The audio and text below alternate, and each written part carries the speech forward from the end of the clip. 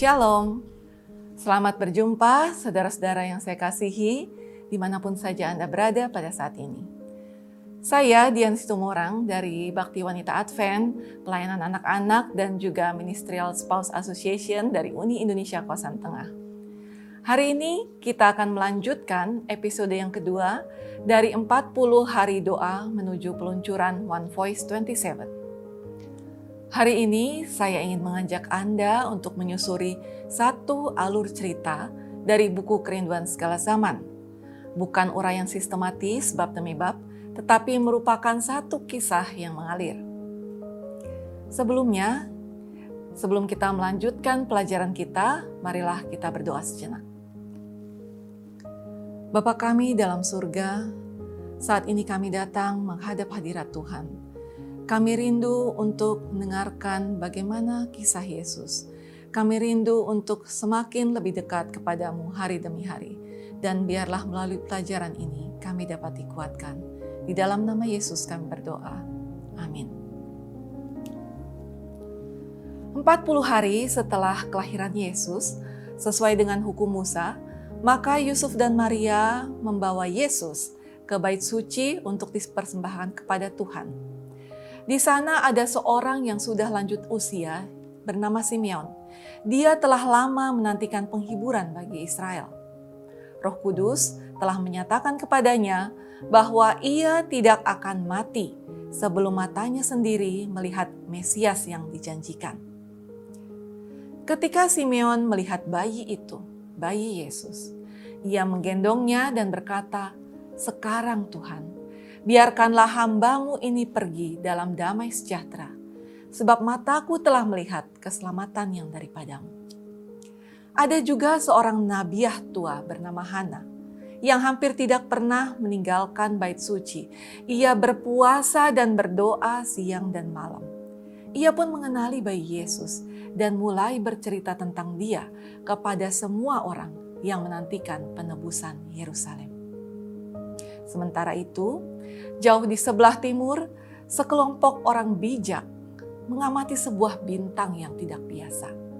Entah bagaimana, mereka mewarisi pengetahuan tentang nubuatan kuno mengenai seorang raja yang akan lahir di antara bangsa Israel.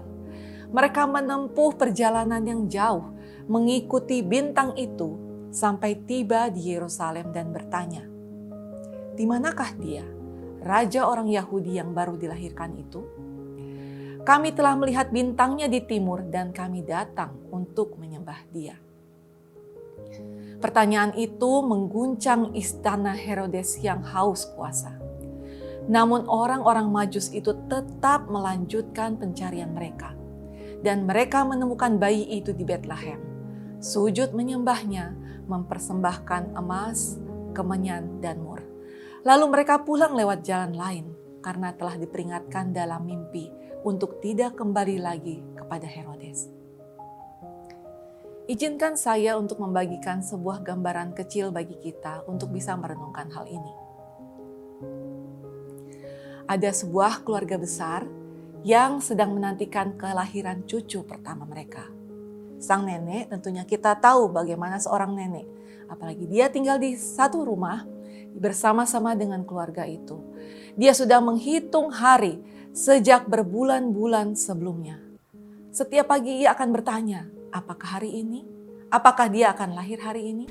Dan ketika bayi tersebut akhirnya lahir, maka dialah orang yang pertama menggendongnya, menangis haru karena penantiannya yang begitu lama akhirnya sudah terjawab. Tetapi ada pula sanak saudara yang tinggal beribu kilometer jauhnya, yang bahkan mungkin belum pernah bertemu secara langsung dengan keluarga ini. Mendengar kabar kelahiran itu lewat telepon singkat, mereka rela dengan segera mengambil cuti dan memesan tiket termahal yang mereka mampu, hanya supaya bisa ikut memeluk bayi itu walaupun hanya sesaat.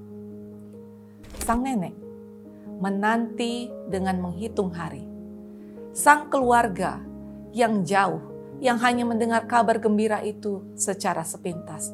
Tetapi pada saat kabar itu sampai di telinga mereka, maka kerinduan mereka sama besarnya. Begitu juga Simeon yang menanti bertahun-tahun di bait suci. Demikian juga orang Majus yang hanya mengikuti secercah bintang. Keduanya disambut dengan sukacita yang sama oleh sang bayi yang baru lahir. Mungkin hari ini, sebagian dari antara kita sama seperti Simeon. Sudah lama menanti dekat dengan dia. Sebagian lagi mungkin seperti orang Majus, baru mengenalinya hanya dengan secercah tanda yang kecil. Tetapi kerinduan mereka sama. Dan demikian juga dengan kerinduan kita hari ini. Mengajak kita untuk percaya bahwa keduanya sama-sama disambut. Keduanya sama-sama berharga di matanya. Pada hari ini, saya ingin mengajak masing-masing dari kita. Tuliskanlah satu nama dari orang yang menurut Anda sekarang sedang menanti dari dekat. Sama seperti Simeon, sama seperti Hana. Ataupun satu orang yang mungkin tertarik dari jauh, sama seperti orang Majus. Mereka tertarik oleh kesaksian hidup kita. Tuliskanlah kedua nama mereka sebelum kita beristirahat malam ini dan doakanlah mereka. Besok, Bapak, Ibu, dan saudara-saudari sekalian, kita akan kembali melanjutkan perjalanan doa kita ini bersama rekan dari pendidikan menuju bab ke-7 dan ke-8 dari kerinduan skala zaman. Terima kasih karena Anda sudah menyediakan waktu bersama dengan saya hari ini. Untuk itu, kita akan bersama-sama menutup dengan doa. Bapa kami yang kekal, Allah yang bertahta di dalam kerajaan surga. Terima kasih ya Tuhan untuk segala berkat, untuk segala pelajaran yang kami telah terima dalam pelajaran pada hari ini. Biarlah kami mempunyai kerinduan yang sama seperti Simeon yang menantikan Mesias dari dekat. Kami juga mempunyai kerinduan yang sama seperti Nabi Hana yang berdoa dan berpuasa demi menemukan Sang Juru Selamat. Bila mana kami juga seperti orang-orang Majus yang melihat secercah terang dan berusaha untuk mengikuti jejak itu dan menemukan Juru Selamat, bayi yang baru lahir itu. Kami rindu kerinduan yang sama juga dapat menjadi bagian kami. Dan biarlah kami dapat selalu memiliki keinginan untuk lebih dekat kepada Tuhan hari demi hari. Terima kasih ya Tuhan untuk bersama-sama dengan kami. Di dalam nama Tuhan Yesus kami berdoa. Amin.